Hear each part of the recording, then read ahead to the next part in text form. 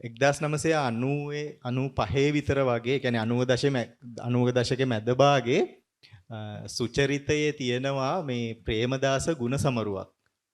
ඒ ගුණසමරුවට හේමානි කෙහෙල්පන්නල මහත්මිය ආරාධනාවක් ලැබෙනවා. ඇය එක්සත් ජාතික පක්ෂයේ ආරම්භක වෘත්තීය වේදින්ගේ සංගමයේ සමාජිකාවක් විදිහට.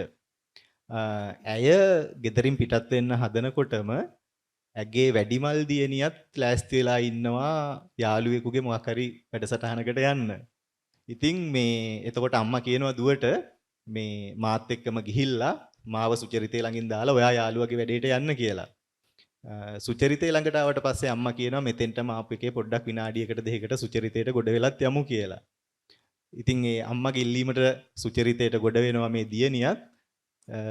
සුචරිතේදී ප්‍රේමදාස මහත්මයාගේ බොහොම තරුණ පුතා සජිත් මේ දියණියව දැකලා හැබැයි කවුද කියලා දන්නේ නැහැ. ළඟ ඉන්න රෝසි සේනානායක මහත්මියගෙන් අහනවා මේ කවුද කියලා. එතකොට රෝසි තමයි හේමානි කෙහෙල්පන්නල මහත්මියව පෙන්නලා කියන්නේ මේ අහවලාගේ දියණිය කියලා. ඊට පස්සේ ළඟට ඇවිල්ලා කතාත් කරනවා අම්මයි දුවයි එක්ක. කොහොම හරි මේ කතා කරන්නේ ජලනිත් එක්ක කොහොම හරි ජලනිටත් යාළුවගේ වැඩේ අමතක වෙනවා. යාළුවගේ වැඩේට යන්නේ නැහැ. එයත් පැය ගානම ඉන්නේ සුචරිතේ ඊට පස්සේ. ඊට පස්සේ පහුවෙනිදා උදේ හේමානි කෙහෙල්පන්නල මහත්මියගේ ගෙදර ටෙලිෆෝන් නම්බර් එකත් හොයාගෙන කතා කරලා මේ මම සජිත් ප්‍රේමදාස කතා කරන්න කියලා කතා කරන පළවෙනි විනාඩිය 2-3 ඇතුළතම කියනවා අම්මේ මං වාගේ දුවට ආදරෙයි මට යාව විවාහ කරගන්න අවසර දෙන්න කියලා. අම්මා කියනවා මේ මගෙන් නම් ගැටලුවක් නැහැ හැබැයි දුවගේ කැමැත්ත අකමැත්ත තමයි වැදගත් කියලා. ඊට පස්සේ එහෙම කියලා දුවට ටෙලිෆෝන් එක දෙනවා. දුව එක්කත් කතා කර කර ඉන්න ගමන් පළවෙනි විනාඩිය දෙකේදීම කියනවා මම ඔයාට ආදරෙයි අපි විවාහ වෙමුද කියලා. ඉතින් මං අහන්න හදන්නේ දැන් ඔය සිදුවීම වෙලා මං හිතන්නේ අවුරුදු 30ක් විතර ඇති. ඔය අවුරුදු 30ටම මේ ජලනි ප්‍රේමදාස මහත්මිය ඔබතුමාගෙන් ඇහුවේ නෑ කියලා මම විශ්වාස කරන ප්‍රශ්නයක් තමයි මම අහන්න හදන්නේ. මේ දැකලා පළවෙනියටම දැකලා පැය 24ක් යන්නත් කලින් ගෙදර ටෙලිෆෝන් නම්බර් එකත් හොයාගෙන අම්මගෙන් දුවව ඉල්ල ගන්නත් දුවට කෙලින්ම ආදරේ කියන්නත් මේ ජලනිගෙන් මොකද්ද ඇති වෙච්ච ආකර්ෂණය? අපි නැවත මතක සටහනේ ආපස්සට පොඩ්ඩක් ගියොත් විශේෂයෙන්ම මගේ තාත්තගේ පින්කම් දවසේ තමයි හමු වුණේ. නමුත් යෝජනා කරන්න නම් පොඩි කාලයක් ගියා. වැඩි කාලයක් නෙවෙයි.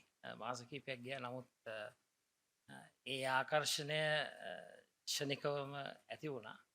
ඒ වගේම ඒ ක්ෂණිකවම ඒ ආදරය දයාව කරුණාව අපේ සිත්වලට ආවා.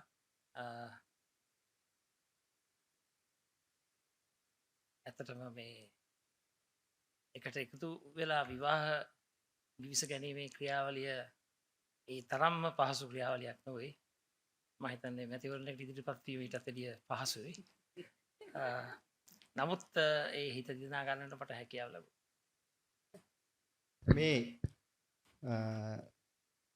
සම්මුඛ සාකච්ඡාවේදී ඇත්තට මේ සම්මුඛ සාකච්ඡාව කරන වෙලාවේ මේ මගේ බිරිඳත් හිටියා මේ සම්මුඛ සාකච්ඡාව කරන තැන ජලනි මහත්මියයි මගේ ළඟ සම්මුඛ සාකච්ඡාව ඉවර වෙලා ඇවිල්ලා වාහනේට නැග්ගහම මේ එතුමිය මගේ බිරිඳ ඉස්සෙල්ලම මගෙන් ඇහුවේ මේ සජිත් සර් ජලනි මැඩම්ට ආදරේ වගේම ඔයත් මට ආදරෙයිද කියලා. මේ සම්මුඛ සාකච්ඡාව එක තැනක මෙන්න මෙහෙම තියෙනවා. දරුවෙක් පිළිසිඳ ගැනීම කියන කාරණේදී මම සෑහෙන සෞඛ්‍ය ප්‍රශ්නවලට මුහුණ දීපු කෙනෙක්. දරුවෙක් හදනවා කියන මාර්ගයේ සැලකිය යුතු කාලයක් නොයන්න අපි තීරණය කළේ මට මුහුණ දෙන්න වුණු ඒ සෞඛ්‍ය ප්‍රශ්න නිසා. අපි දරුවෙක් නොහදායිමු කියලා සජිත් යෝජනා කළ අවස්ථාවකුත් තිබුණා. මොකද දරුවෙක් හදන්න ගන්න උත්සාහයකදී මගේ ජීවිතයට අනතුරක් වුණත් වෙන්න තිබුණා. ඔයා නැතුව මට දරුවෙක් අවශ්‍ය නැහැ කියලා එදා සජිත් කියපු දේ මගේ හිතේ අදටත් තදින්ම තැම්පත් වෙලා තියෙනවා. ඉතින් මෙහෙම කාලයක් ගෙවලා මං හිතන්නේ දශක දෙකකටත් වැඩි කාලයක් ගෙවලා අම්මා කෙනෙකුයි තාත්තා කෙනෙකුයි වුණාම සුරතල් දියණියකගේ මොන වගේ හැඟීමක්ද ඇති උනේ? අතිශයින්ම සුන්දරයි. අපිට හිතෙනවා ප්‍රථමයෙන්ම විවිධ සෞඛ්‍යමය හේතුන් නිසා ඒ ගත්තු තීන්දුව වැරදුනාද කියලා අපිට හිතෙනවා. මං හිතන්නේ මගේ ජීවිතයේ ලොකුම පරිවර්තනයක් මගේ චුටි දියණිය නිසා සිදු වුණා. අතිශයින්ම සුන්දරයි, අතිශයින්ම සතුටුදායකයි. මං හිතන්නේ මගේ ජීවිතේ යම් කිසි අසම්පූර්ණ වුණු කොටසක් තිබුණා නම් අද වෙනකොට ඒක සම්පූර්ණ වෙලා